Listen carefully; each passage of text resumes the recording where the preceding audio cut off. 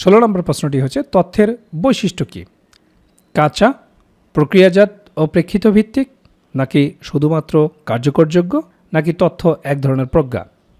সঠিক উত্তর হচ্ছে প্রক্রিয়াজাত ও প্রেক্ষিত ভিত্তিক। জ্ঞানের বৈশিষ্ট্য কী? অগঠিত, কার্যকরযোগ্য ও অভিজ্ঞতা ভিত্তিক, নাকি শুধুমাত্র কাঁচা, নাকি ডাটাবেজ? সঠিক উত্তর হচ্ছে কার্যকরযোগ্য ও অভিজ্ঞতা ভিত্তিক। এবার আমরা দেখব প্রজ্ঞার বৈশিষ্ট্য কী? কাঁচা ও প্রক্রিয়াজাত, প্রেক্ষিত ভিত্তিক ও সিদ্ধান্তমুখী, নাকি ডাটাবেজ ভিত্তিক, নাকি ক্যাটালগিং? সঠিক উত্তর হচ্ছে প্রেক্ষিত ভিত্তিক ও সিদ্ধান্তমুখী। 19 নম্বর প্রশ্নটি খুবই গুরুত্বপূর্ণ। DIKW মডেল প্রথম কে প্রস্তাব করেন? একফ, রঙ্গনাথন, DU, নাকি ব্র্যাডফোর্ড? সঠিক উত্তর হচ্ছে একফ। 20 নম্বর প্রশ্নটি হচ্ছে ডাটার উদাহরণ কোনটি? তাপমাত্রা পাঠ, জ্ঞান প্রতিবেদন, গড় তাপমাত্রা, নীতি নির্ধারণ দলিল। দেখুন খুব কাছাকাছি উত্তর, পূর্ব থেকেই যদি এগুলো না পড়া হয় তাহলে কিন্তু কনফিউশনে পড়ে যাবেন। ডাটার উদাহরণ হচ্ছে তাপমাত্রা পাঠ। তথ্যের উদাহরণ কোনটি? গড় তাপমাত্রা ও গ্রাফ, নাকি কাঁচা পাঠ, নাকি বই ধার প্রদান, নাকি ক্যাটালগ কার্ড? সঠিক উত্তর হচ্ছে গড় তাপমাত্রা ও গ্রাফ। জ্ঞানের উদাহরণ কোনটি? ডাটাবেস প্রতিবেদন, গ্রন্থাগারের শেলভিং পদ্ধতি, কাঁচা ডাটা, নাকি সাময়িকী? সঠিক উত্তর হচ্ছে গ্রন্থাগারের শেলভিং পদ্ধতি। প্রজ্ঞার উদাহরণ কোনটি? জ্ঞান ব্যবহার করে গ্রন্থাগার নীতি নির্ধারণ, ক্যাটালগিং, বই ইস্যু, সাময়িকী সংরক্ষণ। সঠিক উত্তর হচ্ছে জ্ঞান ব্যবহার করে গ্রন্থাগার নীতি নির্ধারণ। 24 নম্বর প্রশ্নটি খুবই গুরুত্বপূর্ণ, পূর্বেই বলেছি DIKW পিরামিড থেকে অবশ্যই প্রশ্ন হবে। DIKW পিরামিডের ব্যবহার কোনটি? ডাটাবেস ব্যবস্থাপনা, বই বিক্রি, শুধু শেলভিং, নাকি শুধু বাইন্ডিং? সঠিক উত্তর হচ্ছে ডাটাবেস ব্যবস্থাপনা। 25 নম্বর প্রশ্নটি হচ্ছে শিক্ষার্থীদের জন্য DIKW পিরামিড গুরুত্বপূর্ণ কারণ এ ক্যাটালগিং সহজ হয়, সিদ্ধান্ত গ্রহণ ও বিশ্লেষণী দক্ষতা উন্নত হয়, শেলভিং সহজ হয়, বই নির্বাচন সহজ হয়। কোনটি সঠিক উত্তর হবে? সঠিক উত্তর হচ্ছে বি, সিদ্ধান্ত গ্রহণ ও বিশ্লেষণী দক্ষতা উন্নত হয়। 26 নম্বর প্রশ্ন, গ্রন্থাগারে DIKW মডেলের ব্যবহার কোনটি? ব্যবহারকারী সেবা, শেলভিং, বাইন্ডিং, নাকি বই বিক্রি? সঠিক উত্তর হচ্ছে ব্যবহারকারী সেবা। 27 নম্বর প্রশ্নটি কিন্তু খুবই গুরুত্বপূর্ণ। DIKW পিরামিডের ধারাবাহিকতা কোনটি? পরীক্ষায় আসার সম্ভাবনা অনেক বেশি। প্রজ্ঞা, এরপর জ্ঞান, এরপর তথ্য, নাকি এরপর ডাটা, নাকি ডাটা তথ্য জ্ঞান প্রজ্ঞা, নাকি জ্ঞান ডাটা তথ্য প্রজ্ঞা, নাকি ডাটা জ্ঞান তত্ত্ব প্রজ্ঞা? সঠিক উত্তর হচ্ছে বি, ডাটা, এরপর তথ্য, এরপর জ্ঞান, এরপর প্রজ্ঞা। 28 নম্বর প্রশ্নটি হচ্ছে জ্ঞান ও প্রজ্ঞার মধ্যে পার্থক্য কী?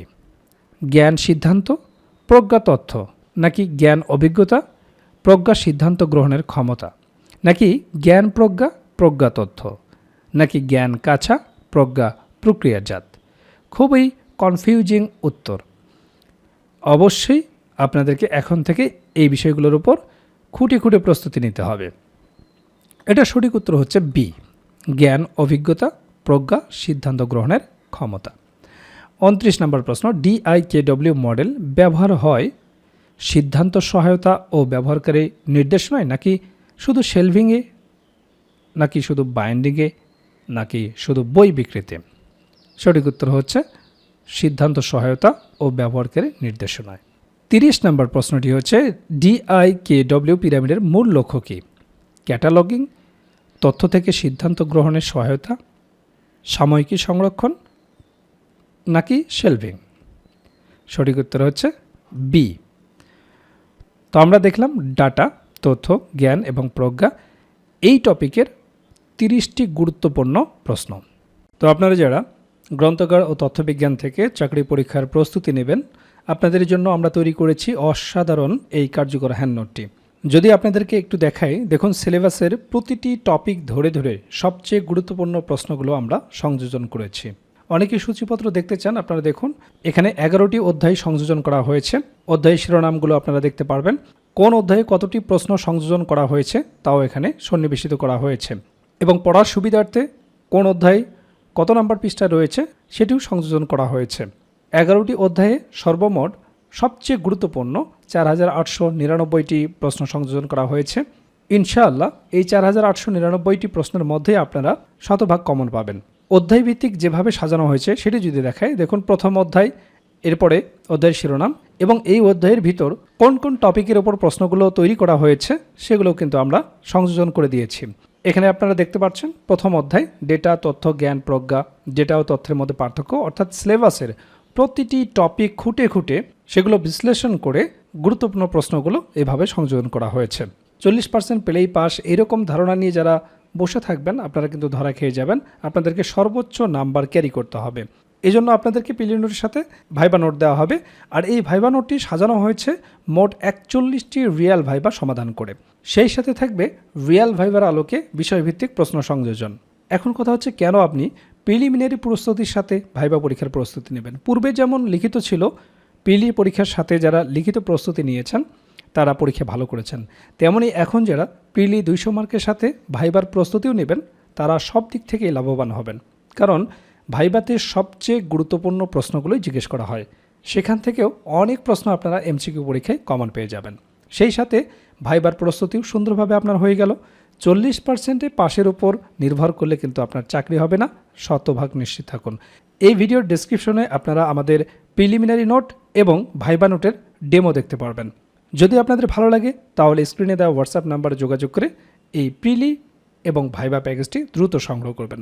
আর আপনাদের জ্ঞাতার্থে বলে রাখি, 18তম শিক্ষক নিবন্ধন সর্বোচ্চ সংখ্যক ভাইবা নোট সারা বাংলাদেশে পাঠিয়েছি এবং দারুণভাবে তারা উপকৃত হয়েছেন। তো যারা অধীর অপেক্ষায় বসেছিলেন সাকসেস এডুকেশন সেন্টার কখন কাজ সম্পন্ন করবে, আমরা ইতিমধ্যে অর্ডার নেওয়া শুরু করেছি। সারা বাংলাদেশে আমাদের নোটগুলো পাঠানো শুরু করেছি। আপনি যদি ঘরে বসে এই নোটগুলো পেতে চান, স্ক্রিনে দেওয়া হোয়াটসঅ্যাপ নাম্বারে যোগাযোগ করে দ্রুত নোট সংগ্রহ করুন এবং প্রস্তুতি শুরু করুন। ইনশাআল্লাহ এই যে 2টা নোট আপনাদেরকে দেওয়া হবে, প্রিলিমিনারি এবং ভাইবা নোট, এর বাইরে আপনাদেরকে কিছুই পড়তে হবে না।